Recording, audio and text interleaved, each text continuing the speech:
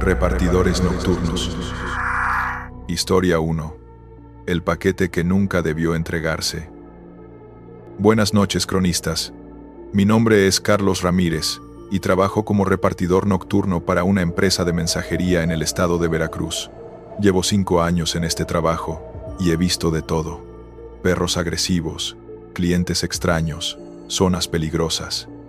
Pero nada me preparó para lo que me pasó hace 2 años, en una entrega que me marcó para siempre. Esta historia comienza una noche de octubre, fría y con neblina espesa. Era mi última entrega del turno, cerca de las 3 de la mañana. El paquete era pequeño, del tamaño de una caja de zapatos, sorprendentemente ligero. La dirección decía: Rancho San Miguel, kilómetro 47, carretera estatal 24. No había número de casa, solo esas instrucciones vagas. Eso ya era raro, pero lo que más me inquietó fue la nota especial en el sistema: entrega urgente, no abrir, entregar solo en mano propia. Conduje por la carretera oscura durante casi 40 minutos. La neblina era tan densa que apenas podía ver unos metros adelante. No había casas, no había luces, solo árboles a ambos lados del camino, y esa niebla que parecía tener vida propia. Empecé a pensar que me había equivocado de ruta cuando vi un letrero oxidado: Rancho San Miguel, 2 kilómetros. El letrero estaba torcido y cubierto de musgo, como si llevara décadas ahí. Tomé el desvío de terracería, y mi camioneta empezó a sacudirse por los baches. La neblina era aún más espesa aquí, y entonces apareció la casa. Era una construcción vieja de adobe, de un solo piso, con un portal de madera carcomida. Había una sola luz encendida en una ventana, una luz amarillenta y parpadeante que parecía venir de una vela o una lámpara de aceite. No había otros vehículos. No había señales de vida más que esa luz solitaria. Estacioné mi camioneta y tomé el paquete. Pesaba casi nada, pero cuando lo moví, sentí algo deslizarse dentro, como arena o cenizas. Me acerqué a la puerta principal y toqué 3 veces. El sonido resonó en el silencio de la noche. Esperé. Nada. Toqué de nuevo, esta vez más fuerte. Entonces escuché pasos lentos acercándose desde el interior, pasos arrastrados, como de alguien que camina con dificultad. La puerta se abrió lentamente y apareció una mujer mayor. Debía tener unos 80 años. Vestía completamente de negro, un vestido antiguo que parecía de otra época. Su piel era pálida, casi gris, y sus ojos eran completamente negros, sin blanco visible. Me miró fijamente sin parpadear, y extendió sus manos huesudas hacia el paquete. «Lo has traído», dijo con una voz que sonaba como hojas secas rozando piedra. Le extendí el paquete, pero cuando ella lo tomó, nuestras manos se rozaron. Su piel estaba helada, más fría que cualquier cosa que hubiera tocado antes. Me estremecí involuntariamente. «Necesito que firme aquí», le dije, mostrándole mi dispositivo electrónico. Ella negó lentamente con la cabeza. «Eso no será necesario. Ya pagué el precio hace mucho tiempo». No entendí qué quiso decir, pero solo quería irme de ahí. «Está bien, señora. Que tenga buena noche». Me di la vuelta para irme, pero su voz me detuvo. «Espera, ¿no quieres saber qué hay en la caja?» Me volteé. Ella sostenía el paquete con ambas manos, mirándolo con una mezcla de anhelo y tristeza. «Es mejor que no sepa», respondí. Ella sonrió, pero no fue una sonrisa amable. Fue una sonrisa que me heló la sangre. «Esto», dijo, levantando la caja, «son las cenizas de mi hijo. Murió hace 40 años en esta misma casa. Lo maté yo». Se me cortó la respiración. Acababa de confesar un asesinato. «Señora, yo creo que…». Ella interrumpió. «Cada año, en el aniversario de su muerte, sus cenizas vienen de vuelta a mí. Aparecen en diferentes lugares, enviadas por diferentes empresas, pero siempre regresan. Es mi castigo, mi penitencia eterna». Retrocedí lentamente hacia mi camioneta. La mujer no se movió de la puerta, solo me observaba con esos ojos completamente negros. «Tú también volverás», dijo tranquilamente. «Todos los que traen el paquete vuelven. Es parte del ciclo». No esperé a escuchar más. Corrí a mi camioneta, arranqué y salí de ahí derrapando por el camino de tierra. En mi espejo retrovisor vi que ella seguía en la puerta, inmóvil, observándome alejarme. Conduje sin parar hasta llegar a la carretera principal. Mi corazón latía desbocado y mis manos temblaban en el volante. Cuando llegué a una gasolinera con luz y gente, me detuve para calmarme. Revisé mi dispositivo de entregas para verificar la información del cliente. La dirección estaba ahí, pero el nombre del remitente y del destinatario eran el mismo: María Dolores Sánchez. Busqué el número de seguimiento del paquete en el sistema y encontré algo perturbador. El paquete había sido enviado desde la misma dirección a la que acababa de entregarlo. Rancho San Miguel era tanto el origen como el destino. Y cuando revisé el historial completo, vi que ese mismo paquete había sido entregado docenas de veces en los últimos 40 años, siempre en la misma fecha, 23 de octubre, siempre por diferentes repartidores, siempre en la madrugada, siempre al Rancho San Miguel. Busqué en internet información sobre el Rancho San Miguel y María Dolores Sánchez. Encontré un artículo de periódico de 1982 sobre un caso de infanticidio. María Dolores Sánchez había sido acusada de matar a su hijo de 15 años durante un ataque de locura. Según el artículo, ella afirmó que el diablo la había poseído. Fue declarada demente e internada en un hospital psiquiátrico. No había información sobre qué pasó con ella después. Terminé mi turno y llegué a casa cuando amanecía. No pude dormir. Cada vez que cerraba los ojos, veía esos ojos completamente negros mirándome y escuchaba su voz: «Tú también volverás». Pasaron los días y traté de olvidar el incidente. Pedí que me quitaran las rutas nocturnas en zonas rurales. Mi supervisor aceptó sin hacer preguntas, como si ya hubiera escuchado solicitudes similares antes. Pasó un año. Pensé que todo había quedado atrás, y entonces llegó octubre de nuevo. El día 22 por la noche, estaba en el almacén organizando paquetes para el turno cuando vi una caja familiar. Pequeña, ligera, con la misma etiqueta: Rancho San Miguel, kilómetro 47. Mi sangre se congeló. Le dije a mi supervisor que no podía entregar ese paquete, que me asignaran cualquier otra ruta. Él me miró con una expresión extraña, de comprensión y lástima. «Carlos», me dijo en voz baja, «5 repartidores antes que tú han dicho lo mismo. Todos eventualmente tuvieron que regresar. El paquete te encuentra. No importa qué hagas para evitarlo». No le creí. Tomé vacaciones esa semana, salí de la ciudad, me fui a casa de mi familia en otro estado. Pensé que así estaría a salvo, que rompería el patrón. Pero la noche del 23 de octubre, a las 3 de la mañana, mi teléfono sonó. Era un número desconocido. Contesté por instinto. Era la voz de ella, esa voz como hojas secas. «¿Por qué no viniste? El paquete te está esperando. Siempre estarás esperando». Colgué aterrado, y entonces escuché un golpe en la puerta de la casa de mis padres. Me asomé por la ventana, y ahí, en el portal, había un paquete, pequeño, del tamaño de una caja de zapatos, con mi nombre escrito en la etiqueta. No lo recogí esa noche. Al día siguiente había desaparecido. Volví a mi ciudad y renuncié al trabajo de repartidor. Han pasado meses desde entonces, pero cada 23 de octubre, sin falta, ese paquete aparece en algún lugar de mi vida, en la puerta de mi casa, en mi buzón, en el asiento trasero de mi auto. Nunca lo he abierto. Tengo miedo de lo que encontraré dentro, y cada vez que aparece, escucho su voz en mi cabeza. «Es tu turno de cargar con el peso. Todos deben cargar el peso». Ahora trabajo en una oficina, de día, rodeado de gente, pero sé que eso no importa. El paquete me encontrará, siempre lo hace. Y algún día, temo que no tendré más opción que abrirlo y descubrir qué es lo que realmente contiene, qué es lo que María Dolores Sánchez quiere que todos los que tocamos esa caja experimentemos. Ese día llegará, lo sé, y cuando llegue, espero tener el valor de enfrentarlo, o la suerte de que no me destruya como parece haber destruido a todos los repartidores que vinieron antes que yo. Historia 2. La ruta que no existe. Buenas noches, comunidad. Soy Esteban Mora, y trabajo entregando comida a domicilio en la zona rural de Puebla.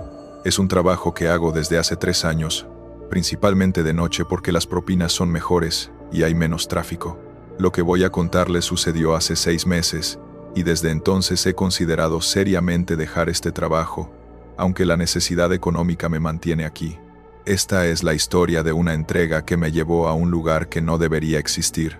Era una noche de marzo, despejada y con luna llena. Recibí un pedido grande de comida china, 3 órdenes de arroz frito, chop suey, rollos primavera, alitas. El total era considerable, casi 800 pesos, así que esperaba una buena propina. La dirección me llamó la atención inmediatamente: calle de los Olvidados numeral 13, Colonia, El Limbo. Nunca había escuchado de esa colonia, pero mi GPS marcaba la ruta. 25 kilómetros al norte, tiempo estimado 35 minutos. Salí del restaurante con la comida bien empacada en mi mochila térmica. La carretera estaba vacía, solo yo y la luz de mi motocicleta cortando la oscuridad. Después de 20 minutos, el GPS me indicó tomar una desviación a la derecha. Era un camino de terracería que no recordaba haber visto antes, aunque pasaba por esa carretera regularmente. En 3 kilómetros llegará a su destino, anunció la voz robótica del GPS. El camino de tierra era estrecho, apenas cabía mi moto. A ambos lados había árboles viejos y retorcidos que formaban una especie de túnel natural. La luna llena apenas se veía entre las ramas. Y entonces empecé a notar algo extraño. No había sonidos, nada de grillos, nada de viento, ni siquiera el motor de mi moto sonaba normal. Era como si el sonido se amortiguara, como si estuviera bajo el agua. Después de unos minutos apareció un letrero carcomido: Bienvenidos a El Limbo. El letrero estaba cubierto de enredaderas y apenas se leían las letras, y detrás del letrero comenzaban las casas. Pero estas casas eran diferentes. Todas estaban en perfecto estado de conservación, pero su arquitectura era de décadas atrás. Casas de los años 40 o 50, con portales de madera, ventanas con contraventanas, techos de teja. Y lo más extraño, todas tenían luces encendidas, pero no se veía a nadie en las ventanas. Seguí las indicaciones del GPS hasta llegar a la calle de los Olvidados. Era una calle empedrada, con faroles antiguos de gas que emitían una luz amarillenta.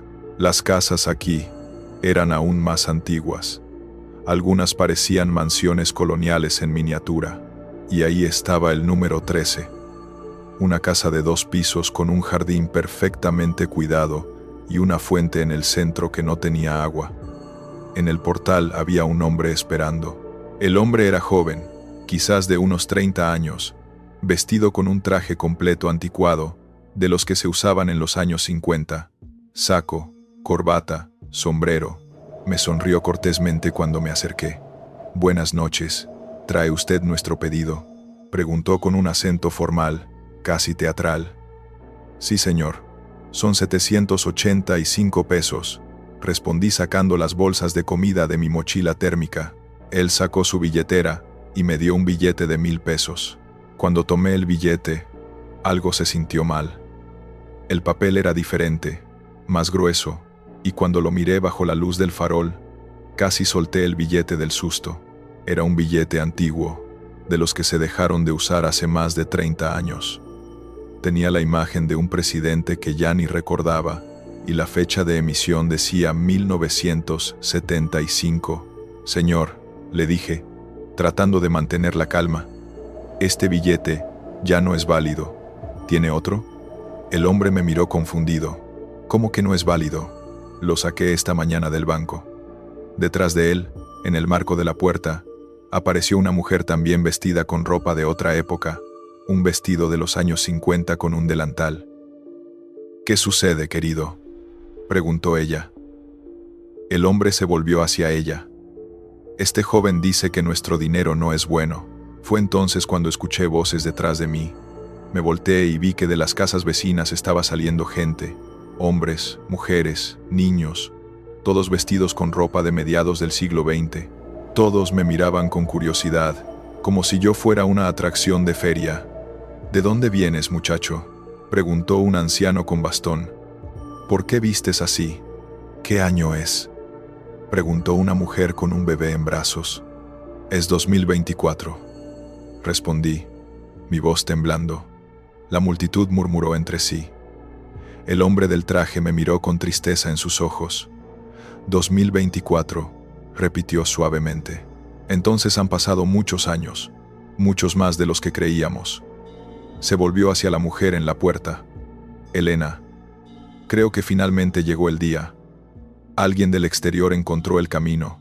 La mujer, Elena, comenzó a llorar silenciosamente. Entonces es verdad, nunca salimos de aquí. Seguimos atrapados. Me quedé paralizado sin entender qué estaba pasando. El hombre me miró de nuevo y dijo: joven, nosotros somos los habitantes de El Limbo.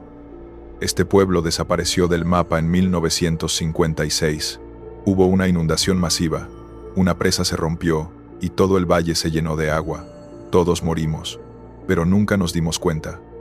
Simplemente seguimos viviendo como si nada hubiera pasado.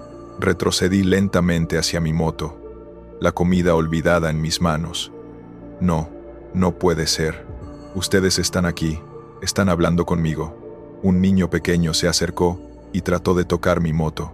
Su mano pasó a través del metal como si fuera humo. El niño miró su mano transparente y comenzó a llorar. Mamá, me estoy desapareciendo, dijo con voz asustada. La escena se desmoronó en caos. La gente comenzó a gritar. Algunos corrieron hacia sus casas, otros simplemente se quedaron ahí mirando sus propias manos que comenzaban a volverse translúcidas. El hombre del traje me agarró del brazo, pero no sentí presión, solo frío. Por favor, me suplicó, cuando salgas de aquí, dile al mundo que el limbo existió, diles que fuimos reales. No dejes que nos olviden completamente. No respondí. Subí a mi moto y arranqué. En mi GPS, la ruta de regreso aparecía claramente, pero en dirección opuesta a como había llegado. No cuestioné la lógica, solo aceleré. Las casas de El Limbo comenzaron a difuminarse detrás de mí, como si se desvanecieran en la niebla, aunque no había niebla. En mi espejo retrovisor vi que toda la colonia se estaba disolviendo, casa por casa, hasta que no quedó nada más que árboles y maleza. Llegué a la carretera principal en lo que parecieron segundos. Mi corazón latía descontrolado. Revisé mi mochila térmica. La comida seguía ahí, intacta, todavía caliente. Pero en mi bolsillo estaba ese billete antiguo de 1975, prueba física de que lo que había vivido era real. Conduje directo a casa, olvidando regresar al restaurante a reportar la entrega fallida. Al día siguiente busqué información sobre El Limbo, Puebla. Encontré artículos históricos sobre un pueblo que efectivamente desapareció en 1956 cuando la presa de Los Ángeles colapsó durante una tormenta. 127 personas murieron, incluyendo a toda la población del pueblo. Los cuerpos nunca fueron recuperados completamente. El lugar quedó bajo agua durante años, y cuando finalmente el agua se retiró, no quedaba nada del pueblo. La zona fue declarada inhabitable y nunca se reconstruyó. Mostré el billete antiguo a un coleccionista de numismática.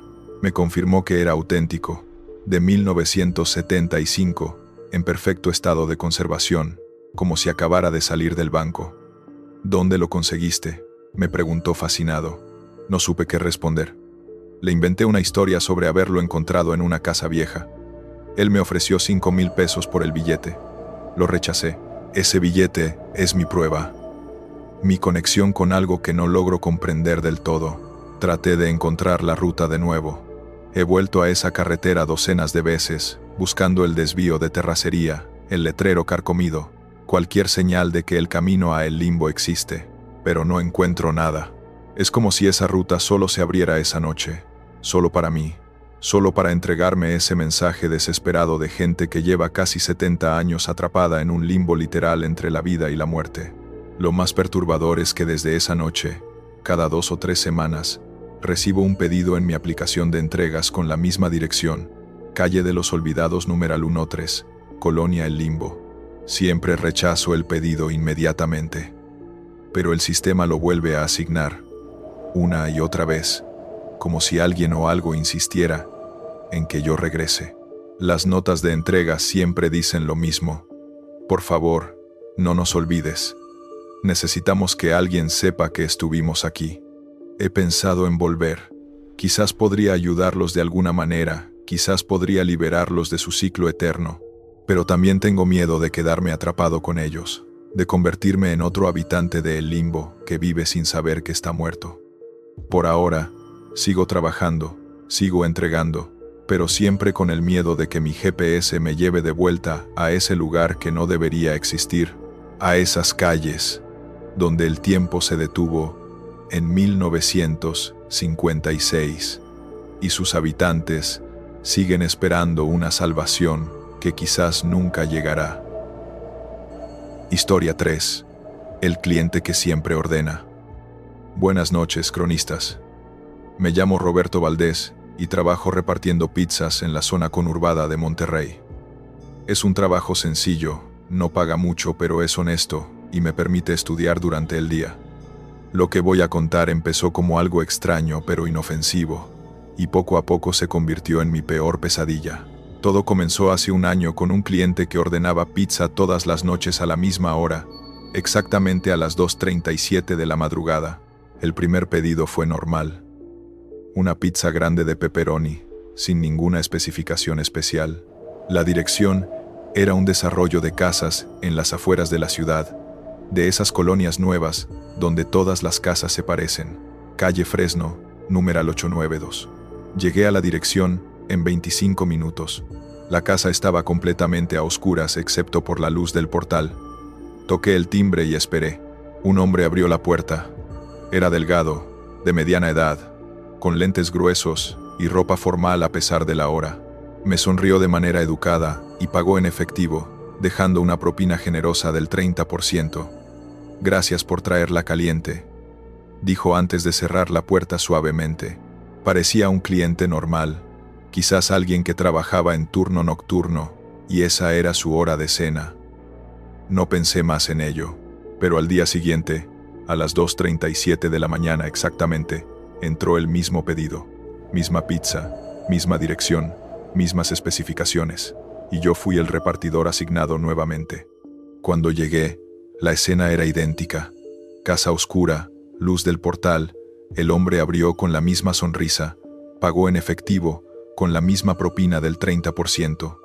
Gracias por traerla caliente, repitió con las mismas palabras exactas. Esto continuó durante una semana. Cada noche, a las 2:37 de la mañana, el mismo pedido, la misma rutina. Mis compañeros en la pizzería empezaron a bromear al respecto. Ahí va Roberto a ver a su cliente favorito, decían riéndose. Yo también lo tomaba con humor, aunque admito que empezaba a ser un poco inquietante la precisión robótica de todo. Misma hora, mismo pedido, misma interacción, mismas palabras. La octava noche decidí romper el patrón. Cuando él abrió la puerta y dijo, «Gracias por traerla caliente», yo respondí, «Oiga, señor, ¿no se cansa de comer pizza todos los días?» Él me miró fijamente por unos segundos. Su sonrisa se congeló en su cara. Luego parpadeó varias veces, como si acabara de despertar, y dijo con la misma voz monótona, «Gracias por traerla caliente», como si no hubiera escuchado mi pregunta. Tomó la pizza, me pagó y cerró la puerta. Esa noche, por primera vez, sentí un escalofrío real. Empecé a prestar más atención a los detalles. La casa siempre estaba exactamente igual. Misma luz encendida, mismas cortinas cerradas, mismo tapete en la entrada. Nunca vi luces encenderse dentro después de entregar la pizza. Nunca vi su auto en la entrada, aunque había una cochera. Era como si la casa fuera un escenario congelado, sin cambios, sin vida más allá de ese momento de la entrega. Una noche me atreví a preguntar más. «¿Vive solo, señor?» Él me miró con esos ojos vacíos detrás de sus lentes gruesos y respondió, «Gracias por traerla caliente». Insistí, «¿Hay alguien más en la casa?» Él repitió, como un disco rayado, «Gracias por traerla caliente». No importaba qué le preguntara, la respuesta era siempre la misma, pronunciada con el mismo tono, el mismo ritmo. Después de un mes de entregas diarias, Decidí investigar. Busqué la dirección en Google Maps. La casa existía, pero cuando amplié la imagen de Street View, vi algo perturbador. La casa en la foto estaba claramente abandonada. Ventanas rotas, jardín descuidado, pintura descarapelada, un letrero de "se vende" que parecía llevar años ahí. La fecha de la imagen era de solo 6 meses atrás. Al día siguiente, antes de mi turno, fui a la casa durante el día. Quería verla con luz natural, confirmar que era el lugar correcto. Cuando llegué, mi sangre se congeló. La casa estaba exactamente como en la foto de Google. Abandonada, descuidada, obviamente deshabitada. Las ventanas tenían tablas, la puerta principal tenía un candado oxidado, el jardín estaba lleno de maleza. No había manera de que alguien estuviera viviendo ahí. Esa noche, a las 2:37 de la mañana, el pedido entró nuevamente. Esta vez, le dije a mi gerente que no quería tomar esa entrega, que había algo raro con ese cliente. Mi gerente me miró molesto. Roberto, es nuestro cliente más constante. Nunca se queja, siempre paga bien, siempre deja propina. ¿Cuál es el problema? No supe cómo explicarle sin sonar loco. Terminé tomando la entrega. Cuando llegué a la casa, todo era diferente. Ahora podía ver lo que realmente era. Una casa abandonada y deteriorada, pero la luz del portal seguía encendida, una luz imposible viniendo de una casa sin electricidad, y la puerta se abrió sola, lentamente, rechinando. Detrás de ella estaba el hombre, pero ahora podía ver a través de él. Era translúcido, como una imagen proyectada.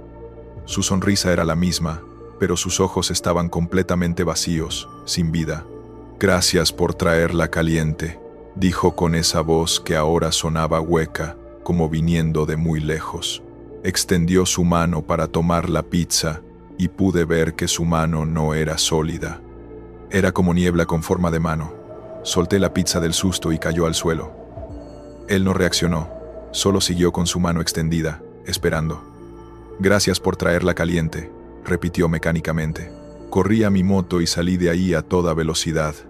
En mi espejo lateral vi que él seguía parado en la puerta, con su mano extendida, repitiendo esas mismas 4 palabras una y otra vez. Volví a la pizzería temblando y le conté todo a mi gerente. Él me miró preocupado y revisó el historial de pedidos en el sistema. Su rostro palideció. «Roberto», dijo lentamente, «este cliente ha estado ordenando desde hace 3 años, todos los días a las 2:37 de la mañana, siempre la misma pizza, siempre pagando en efectivo. Pero aquí hay algo que no tiene sentido. Los pedidos continúan entrando, pero no hay registro de quién los toma en el sistema después de cierta fecha. Es como si se entregaran solos». Investigamos más. Encontramos que un repartidor llamado Miguel Ángel Torres había sido asignado a esa dirección regularmente hace 2 años, hasta que una noche desapareció. Nunca regresó de su última entrega. Su familia reportó su desaparición, la policía investigó, pero nunca encontraron nada. Su moto fue hallada abandonada cerca de esa dirección, con la mochila térmica vacía, sin pizza, sin rastro de él. Busqué información sobre la casa y su antiguo ocupante. Descubrí que un hombre llamado Eduardo Santillán había muerto en esa casa hace 4 años. Fue encontrado muerto en su sala, con una caja de pizza vacía a su lado. Según el reporte forense, había muerto de un ataque al corazón mientras esperaba su entrega de pizza. El repartidor que llevaba su pedido esa noche reportó que cuando llegó, el hombre no respondía, pero dejó la pizza en el portal de todos modos, porque el cliente había pagado por adelantado. Eduardo Santillán ordenaba pizza religiosamente todos los días, a las 2:37 de la mañana. Era su rutina, su ritual, y al parecer, su muerte no interrumpió esa rutina. Siguió ordenando, siguió esperando en su puerta, siguió repitiendo las mismas palabras que había dicho miles de veces. «Gracias por traerla caliente». Pero ahora, algo o alguien respondía a sus pedidos desde el más allá, y los repartidores que íbamos eran parte de su ciclo eterno. No volví a tomar una entrega en esa dirección. Pedí cambio de zona de reparto, pero el sistema informático de la pizzería parece tener vida propia. Cada noche, a las 2:37 de la mañana, entra el pedido, y el sistema lo asigna aleatoriamente a diferentes repartidores. He tratado de advertir a mis compañeros, pero piensan que estoy loco o que les estoy jugando una broma. La mayoría van, entregan, y no reportan nada extraño. Pero yo sé que algunos no regresan. En el último año, 3 repartidores más han desaparecido después de tomar entregas en esa dirección. ¿Qué les pasa a los que no regresan? No lo sé con certeza, pero tengo una teoría. Creo que Eduardo Santillán está construyendo su propia pizzería fantasma, llenando su casa abandonada con las almas de los repartidores que nunca entregaron su última pizza. Y él sigue esperando, noche tras noche, ordenando y ordenando, atrapando a uno tras otro en su rutina eterna. Ahora trabajo en otra pizzería, en el otro extremo de la ciudad. Pero a veces, cuando veo que son las 2:37 de la mañana, mi teléfono suena con una notificación. Es un pedido que no debería llegarme porque ya no trabajo en esa zona. Siempre dice lo mismo: pizza grande de pepperoni, calle Fresno numeral 892. Y en las notas especiales del pedido hay un mensaje que me hiela la sangre. Roberto, todavía te estoy esperando. Gracias por traerla caliente.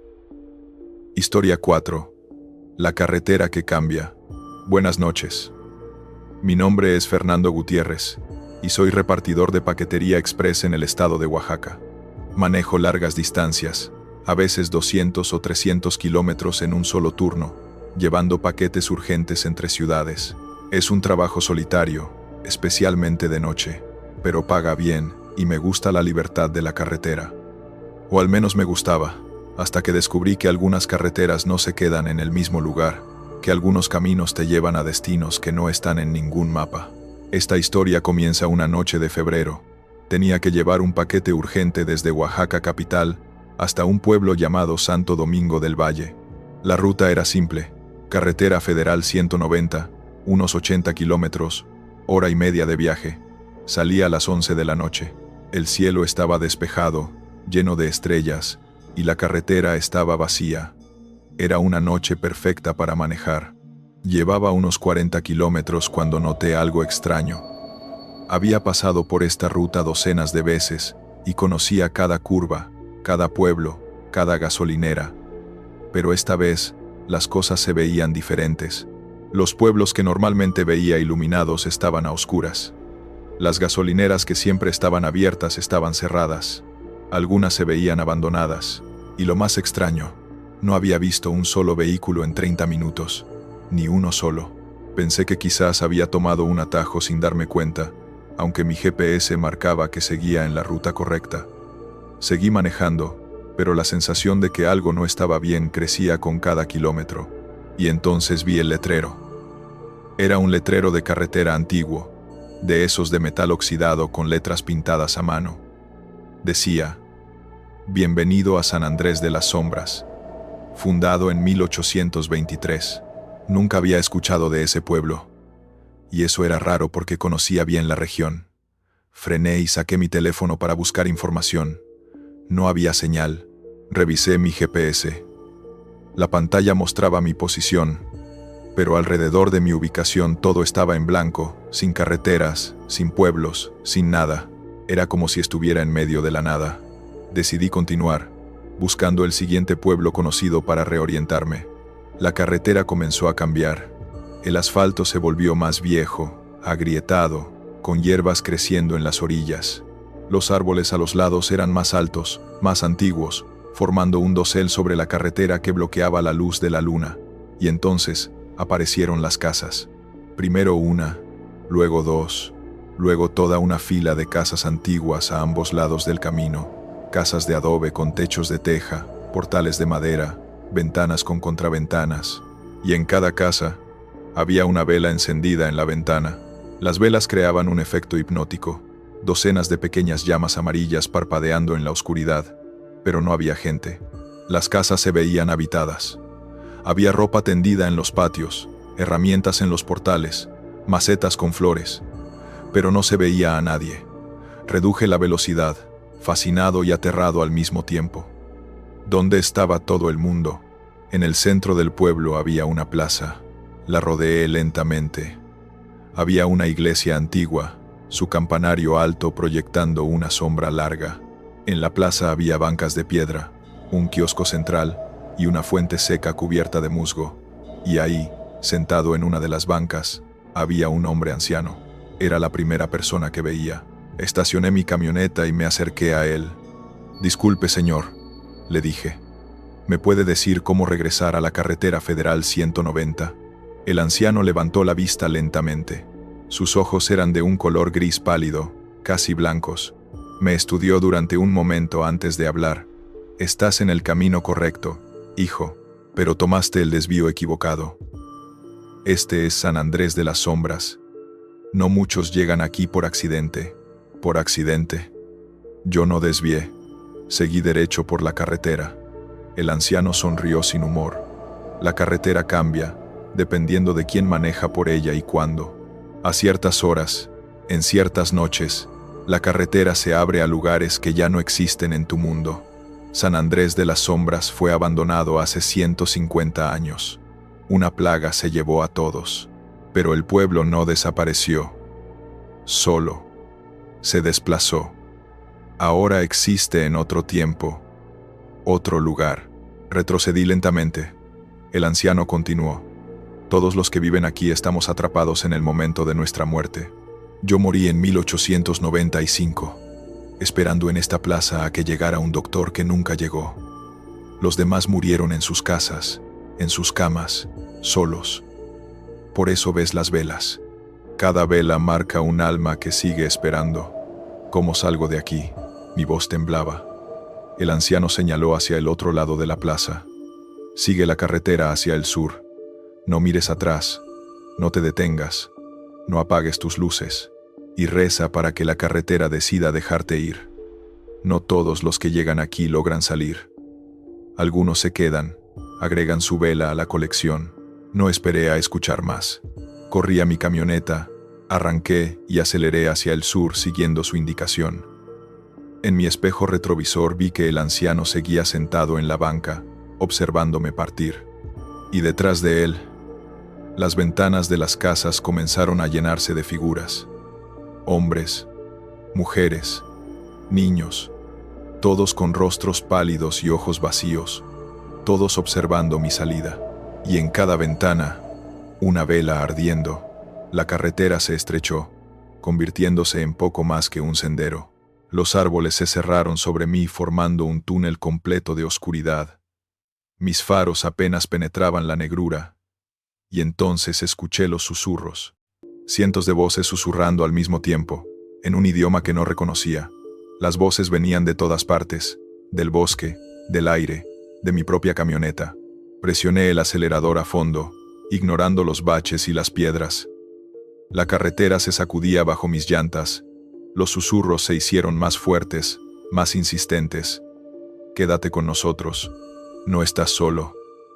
Quédate, quédate. Las palabras empezaban a tener sentido en mi cabeza, aunque seguían en ese idioma extraño. Y lo más aterrador, parte de mí quería quedarse.